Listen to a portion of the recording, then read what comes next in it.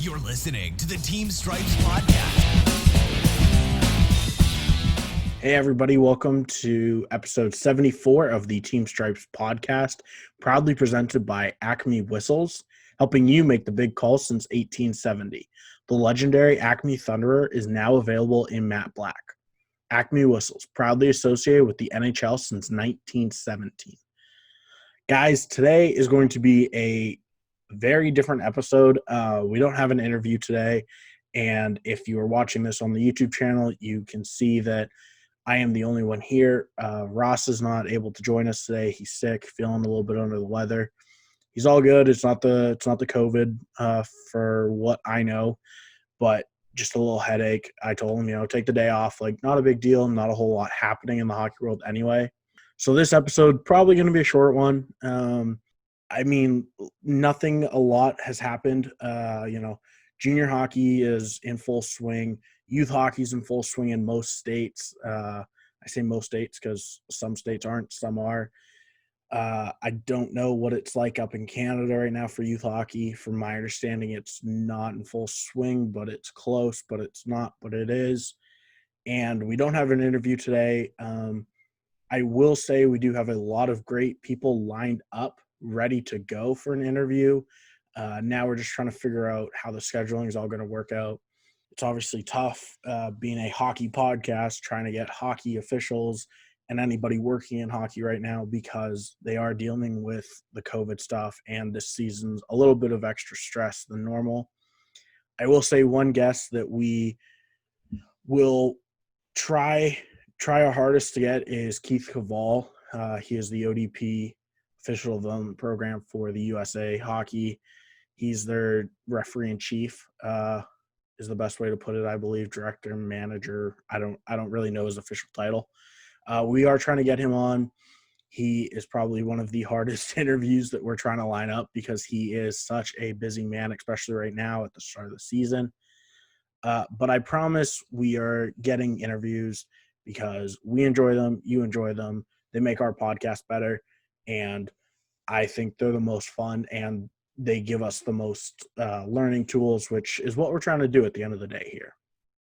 But with that, we do have a few things to talk about today, and I think the most pressing one is the loss of a hockey icon, a legend, somebody who he never played in the National Hockey League, but is as big as a part of a team, I think, ever, and that is Joey Moss. He was the Edmonton Oilers locker room attendant, and he unfortunately passed away Monday night, October the 26th.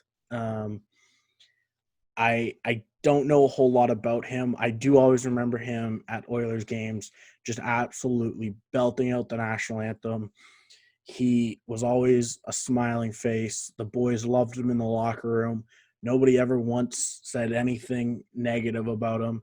He was a great hockey guy, great icon, loved the Canadian national anthem, loved the Oilers, and somebody who has left a very, very, very lasting impact in the hockey community, and will definitely be missed by everybody, including myself. So rest in peace, Mr. Joey Moss. It was awesome to see you behind the bench singing the national anthem at Oilers games. And, it was – he definitely left a lasting impact. Onto a little bit better news, though. We had a few NHL players retire, as well as an NHL linesman retiring. I think it was a week ago that we forgot to mention, or it came out a little bit later. I can't remember the two. So as being a referee podcast, we're going to start with the referee. He was a linesman in the NHL for, I believe it was 23 to 24 years. He wore the number 66 number, and his name was Darren Gibbs, based out of here in Dallas. I met the guy when I was probably 13 or 14, when I was just really starting to really, really ref. And I mean, he was a great mentor to me. He came into our referee seminars and taught us things and just talked to us. And he was such a nice guy, cool guy. I got to interview him once before. I'm hoping we can get him again on this podcast, because I mean, hey, the guy worked the National League. I mean, he was good at what he did. He was one of the best in the business, and somebody who I looked up to as a mentor. I still look up to him as a mentor. I got the honor to have him supervise me once before, and he's just an all around a great guy, great official. Gibby, congrats to you on 23 or 24 years in the National League. If you ever get the itch to ref again, we have a lot of high end beer league talent here in Dallas that would love to have an NHL official on the ice. But onto player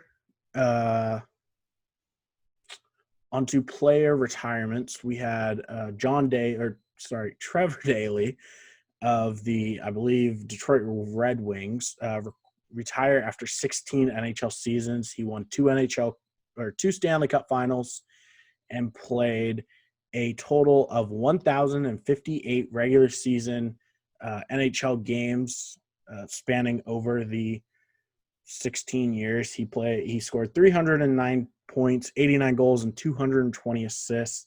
He played in 71 Stanley Cup Finals, adding 18 points. He is joining the front office for the Pittsburgh Penguins as a hockey operations advisor. I don't know what that role entitles, but Trevor Daley, he was a great player. He was a great family man. I mean, I had the opportunity to ref his youngest son when he was a mite living in Dallas still. And I mean, Trevor Daley, the nicest guy, down-to-earth guy. He was always a blast. He was always on the bench when he could be, and he was just a great guy.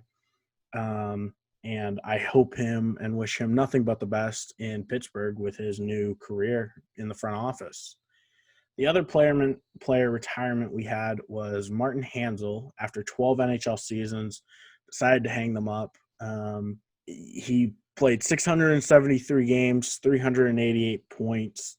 I mean, he didn't play last season. He played the year before with Dallas. His contract expired. Nobody signed him. So I think we all kind of saw that he was going to retire eventually. I hope nothing but the best for him. And I really hope, I mean, he does something. I don't know where, but I'm sure he'll land on his feet somewhere.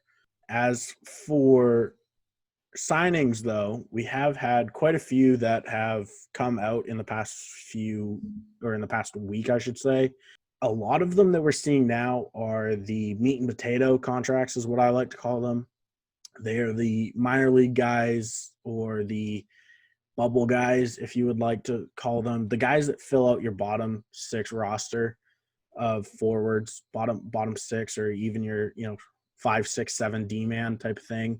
I think a lot of people forget that teams have an American League team that they need, guys to be able to call up when a guy gets hurt, And so we're seeing a lot of these 1 year $700,000, 1 year $875K contracts being signed to, some guys might say no names, other guys might say, hey, like, he's got a chance or whatever. But I think we're seeing a lot of those contracts come out now, which is generally the case after the big first wave of your big first free agents. You always see the minor league deal, not necessarily minor league deals. They're still NHL contracts, but the minor league players getting their 1 year deal, 2 year deal, whatever it may be.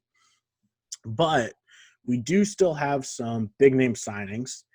And one of them that stuck out to me was defenseman Chris Russell, signed a 1 year, $1.25 million contract extension with the Edmonton Oilers. That deal begins in the 2022 season, 21-22 season, so not this season, but the next season, from my understanding. Not the season starting in January, but the one, I guess, that would hopefully start in October of next year. And for anybody that doesn't know Chris Russell, he's not your top 4 D-man, in my opinion. He's, 5th, 6th, even 7th on some teams. I think for the Oilers, he'll be in 5, 6 spot. He is a shut-down, stay-at-home D-man and eats pucks like nobody's business. There is one category that I look at when it comes to advanced stats for, certain defensemen that, the stay-at-home type, and that is shot blocking. Like, what are you doing helping your team? And Chris Russell just blocks shots. He sits there and eats them all day long. When he's on the ice, it's like having a second goaltender on the ice, and I think he is a great fit in Edmonton. He's been there for the past few years. He's a great fit already, and already on a stronger blue line, it just gets that much easier for him because he doesn't have to play a top four role anymore. He can just play how he should play and how he's capable of playing. And the Ottawa Senators got a little bit, or I should say a lot better, with two restricted free agent signings. One of them is forward Connor Brown, signed him to a 3-year, $10.8 million deal. And they also signed Chris Tierney to a 2-year, $7 million deal. I don't know a whole lot about either of those players.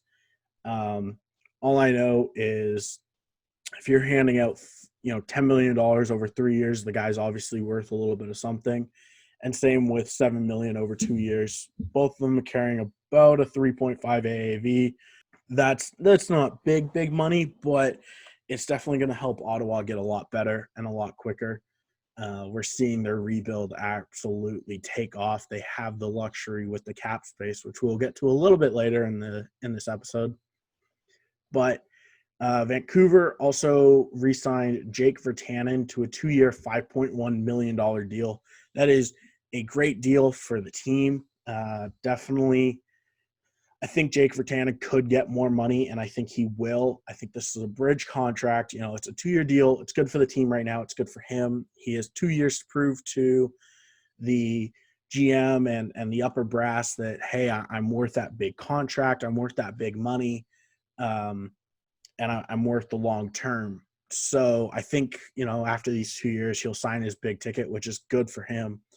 And, great for Vancouver right now, just with their cap space. Buffalo, I don't know if you can say they got better because they're just re-signing 2 players. They signed Sam Reinhart to a 1-year, $5.2 million contract, which is, he's getting paid his big money, but it's only 1 year. Again, we're looking at a bridge deal. I think Buffalo saying, hey, kid, we'll pay you the big money. You have 1 year to show us that you're worth the big money. And if you do that, hey, we'll keep giving you the big money in a longer term. So I think it's great that he got the 1 year 5.2, and it also helps Buffalo because who knows what the cap's going to look like in 2, 3, 4, 5, even 6 years from now. And as crazy as it sounds to think about that right now, that is something that GMs do have to go through. They also re-signed Linus Ullmark. He's the backup goaltender. I didn't watch a whole lot of Buffalo this year, but they re-signed him to a 1-year, $2.6 million deal.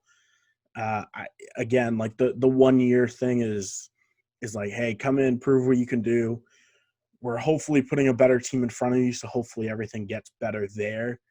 But that's it for the signings, really. There was no trades this week, which I'm not really surprised. Everything's kind of slowing down. It's the off season. But speaking about the cap, there is 7 teams currently sitting over the cap, which is set at $81.5 million. And there's currently 7 teams above that, and that is the Anaheim Ducks, Vegas Golden Knights, Capitals, Leafs, Blues, Canucks, and Coyotes. The Ducks, Knights, Capitals, Leafs, and Blues all have about $1 million to shed, a little bit less, a little bit more, which you think about it, it doesn't sound that hard in theory, but it is. Just because, look, the guys are signed to whatever contract they're signed to, and now it's going to be up to the GM of those teams to find the best, 20 guys or 23 guys to put on their NHL roster in the cap, ceiling. The 2 other teams in there that are, I think, going to struggle with it are the Arizona Coyotes and Vancouver Canucks. The Coyotes definitely shot themselves in the foot. Looking back, I think it was like 5 years ago. They were bottom barrel team. They were trying to hit the lower limit of the cap, which is crazy to think about. So they took on some massive contracts of guys that not retired, but didn't want to play anymore. They took on, Boland's contract, Daxuk's contract, like all these bad contracts, not necessarily bad contracts, but long contracts that they just didn't pan out. So they took a cap hit on them. I don't know how many are still on the book per se, but if you think about it, the upper limit for the cap is 81.5, and they are sitting currently at $84.2 million. So they have to shave off $3 million essentially in cap space, which I really, really don't know how you do that. Vancouver's a little bit better, but not great by any means. They got to shave off 1.5 million. And again, I don't know how they go about doing that. I mean, this year's definitely going to be interesting. I think if you're one of those 7 teams, you come over to the 8 teams that have $10+ million worth of cap space to them and say, hey, let's make a deal, whatever that may be. I mean, the bottom 8 teams with $10 million or more of cap space are the New York Rangers, the Panthers, Blue Jackets, Predators, Kings, Senators, Devils, and Red Wings. Out of all those teams, I would say half of them are rebuilding and the other half are at least a playoff team. Not really any contenders in there unless you think the Predators, but I think they're more of a playoff team, not a contending team. But I think if you're one of the teams that are needing to get rid of cap space, you can go to them and say, hey, how can we make your team better now?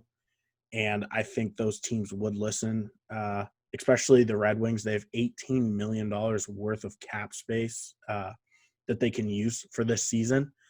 So I think a team like Detroit, they might look at bringing on a veteran guy or a guy that, maybe signed his big ticket and has a year or 2 left, but he's just he's gotten old now. His big ticket's not worth the money that he signed for, 5, 6, 7 years ago. But somebody that Detroit could put in the lineup, known NHLer, veteran presence in the locker room, like somebody that can actually help that team grow. And Ottawa, for as much as they've done this offseason, still have $14 million in cap space, which is huge for a team like Ottawa that is definitely accelerating their rebuild by a lot of their additions this season, or I should say this offseason. I mean, they brought in, so many people. Matt Murray being one of them. They signed him. They have Andrew Nilsson still in net. They have so many contracts that are still an entry level as well, which is awesome. They have, I believe, 4 rostered players that are all on entry level contracts. 3 of them expire at the end of next year, which, okay, that means they have to dish out some money because you're looking at giving Brady Tkachuk, Logan Brown, and Drake Batherson some money, especially Brady Tkachuk for what he's done. But if you look at the rest of their roster, they have a lot of talent and they definitely can make something happen here, I think, this year. There's not really any super, super huge free agent name that I think they should go after right now. But there's definitely ways they can make their team a lot better. But the cap is going to be so weird because who knows, even if they do play this year, like who knows if it goes up the following year, like it might only go up $500,000. And so you're going to find a lot of teams struggle to stay at the cap or below it. But if you're one of these teams that, I don't know if you got lucky or you planned well, I don't know. But if you're one of the teams with $10 million at your hands, you could get very good very quickly by taking 1 or 2 big contracts on and changing your franchise. Now, the reason I think a lot of you guys will be listening today is I told you guys I would be dropping hints as to when we are doing our whistle giveaway. So you get a 50% off coupon at our store, the Team Stripes store, for a matte black Acme Thunderer whistle from our absolute amazing sponsors over at Acme Whistles. And let me tell you about these whistles, guys. They are sick. They are clean. They look good. Like the matte black finish looks amazing. The Team Stripes logo pops on it. It looks so good. It makes you feel good. It probably makes you skate faster. There's no science behind it, but I mean, I will say I was lucky enough to get 2 of them, and whenever I'm using them, I legit feel like I should be in the National League, which is amazing confidence to have, and it probably does make you skate faster, I will say. There's no science behind it, but it probably makes you skate faster. So, told everybody I will be dropping hints for the whistles as to when I'm going to give them away.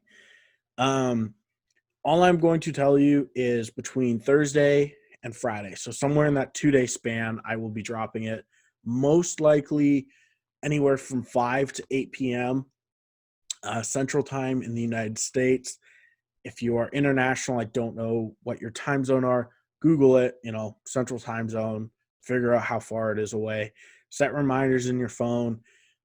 Set up notifications on all of our social media pages for when we send out a new tweet, new Insta picture, or a Facebook post. And if you are the first to respond to our question and get it correct, you get the 50% off coupon, which is awesome. The questions, I'm going to try and make them harder and harder every week because I want you guys looking into a rule book, whether you skate the league or it's just a completely random rule book. It's a fun rule thing to know. So, for instance, this week's rule or situation, I should say, was a player is awarded a penalty shot. When asked to hand over his stick for measurement, he breaks it. What is the ruling on the ice under USA Hockey rules? So this was a 2-part answer. There was the what penalty should be assessed, and does the player still get to take the penalty shot? The answer to the second question was yes, that player still takes his penalty shot as long as he's using a legal stick. So in theory, his backup stick would be his legal stick. If he doesn't have a legal stick, I'm guessing he just grabs one of his teammates. I don't know how that would work. But the penalties assessed, he gets a minor plus a 10-minute misconduct under rule. I believe it was 401 and 303. I don't have either of those pulled up in front of me. I probably should, but I don't. But it was situation 8 in the rule book. I don't know under what rule, which doesn't help anybody. But what I'm going to do is I'm going to pull from a USA Hockey rule book, Hockey Canada rule book, double IHF, the NHL rule book, maybe the junior rule book in USA Hockey, NCAA hockey. I'm going to try and find the wackiest scenarios possible, and to really make you guys think and look and dig into your rule book to find the right answer. And I will say the response I've been getting, 95 to 99% of them are right. And the amount that I'm getting in the first 10, 15 minutes is huge. I'm not saying, if you miss it by 10 minutes, don't respond. Respond, still DM us. You might win. Who knows? Everybody before you might have gotten it wrong. But definitely be on the lookout for those. And as well, we are currently running a giveaway, I believe, for the next 4 days. And it is a absolute awesome package. We partnered up with the Zebra Club, and they are giving their starter package, and that includes a pants, jersey, helmet, visor, and an Acme Thunder whistle. And Team Stripes is throwing in free access to the Academy, which, for anybody that doesn't know, is the Don Koharski masterclass of refereeing. He gives you all the little secrets, tips, tricks, just makes you a better official. Obviously, people listening here are most likely already an official. If you aren't, enter this giveaway as many times as you can. Try and get this gear. That way you can get on the ice, start reffing hockey. For everybody that is an official, if you know somebody that wants to be an official, obviously the costs involved to get started can be a bit pricey. You're buying an $80 jersey. If you don't even have a helmet, there goes another, 80 to 100 to even $200, depending on what you want to buy. A visor, I believe at minimum is like $80. Pants, same thing, like another $80. If you want to buy the really nice Stevens or Reeks, like you're looking at almost, maybe upwards of $200. So I understand like it can be very expensive. So if you know somebody that wants to be an official but might not, just because of the price to get involved into it, send them this giveaway. I mean, all you need is skate and shin pads, really, and elbow pads too, but you really don't need those. Definitely recommended, and I do recommend it, but like that's really all you need. We're giving you everything you can, and you get to learn from the best of the best and excel what you've already started with the Team Stripes Academy program. So definitely enter for that giveaway. I know it's on Facebook, Twitter, and Instagram. Our social medias are Go Team Stripes. Definitely do it. The Facebook one, you got to like the photo, follow Team Stripes and Zebra Club, share the post, and then tag 2 officials. Do it. Enter the giveaway, get some free new gear, and get free access to the academy, which is an absolute screaming deal. I mean, we're talking probably like $500 or $600 worth of stuff for free, and all you gotta do is comment. Like, go do it. We are also we have a lot of stuff in our pipeline that we want to do. We want to add more to the master classes. This is already stuff that we're talking about for the off season for us, I should say. So, come April, May, June, July, August, we're looking at adding stuff for the master class, filming more things for those. Our YouTube channel is so close to 1,000 subscribers. The last time I checked, we were at 920. So I need 80 people to go subscribe and make me the happiest podcast host in the world. I might even get to do a giveaway for 1,000 subscribers. Give the 1,000 subscribers something. I don't know what yet. We haven't really talked about that yet. But hint, hint, wink, wink. Let's try and get to 1,000 subscribers, folks, on YouTube for a giveaway. And what I'll do is I'll make it that when we hit 1,000 subscribers, then randomly out of those 1,000 people, we'll pick a name and you'll win something. We don't know what yet, but you'll win something. And who doesn't like free stuff? As well as the YouTube channel, we are looking at getting new merch, more sweaters, more hats, long sleeve tees, shorts, whatever. If you guys want something with Team Stripes on it, tell us, DM us, and we'll figure out if we can do it. We still are a growing company. We're a young company. And a lot of it right now is we're just trying to grow. And obviously, you guys listening to our podcast really helps, because the more listeners we get, the more sponsors we can get, the more stuff we can give you, the more promo codes we can give you, whatnot. And we couldn't do this without you guys. So we definitely appreciate your guys' support and listening to the podcast every week. I personally love chatting with all of you guys in our DMs, whether it's Facebook, Instagram, Twitter. I absolutely love it. It's great getting to interact with you guys and hear your guys' story, which leads me to the next, idea up the sleeve. Is we are trying to figure out how to create a wartime story or a war story episode.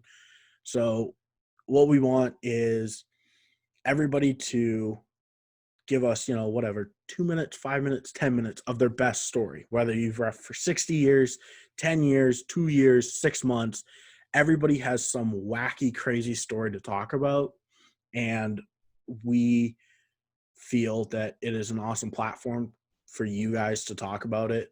And so I am working on that. I am trying my best to get it out for you guys as quickly as possible.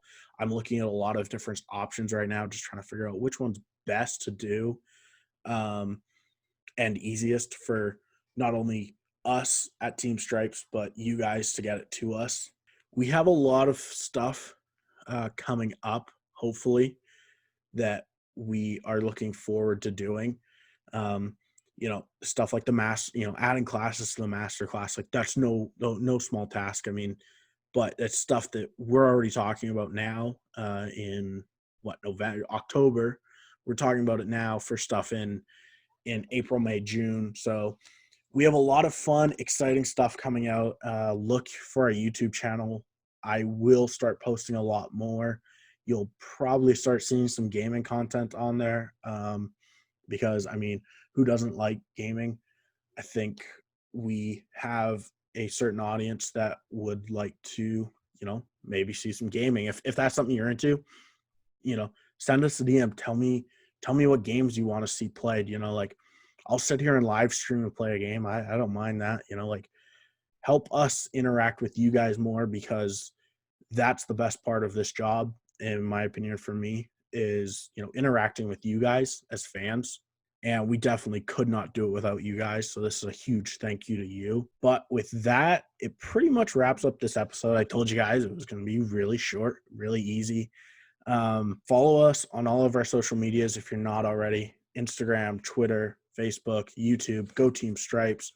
Subscribe to us on YouTube. Get us to 1,000, and we might do a giveaway. That's the hope. That's the game plan. But we got to get to 1,000 first. We're only 80 away. Like, that's 80 people subscribing. Let's make that happen for us. And again, congrats to Darren Gibbs on an amazing career. If you ever want to come ref beer league hockey in Dallas, we have a ton of it. And I promise the guys would absolutely love to yell at an NHL official. But with that, thank you to our amazing sponsors at Acme Whistles. Go and buy the black ones, guys. They are amazing. They are gorgeous. I love them. They're great. They sound amazing. They make you feel good. And you know what they say, feel good, play good.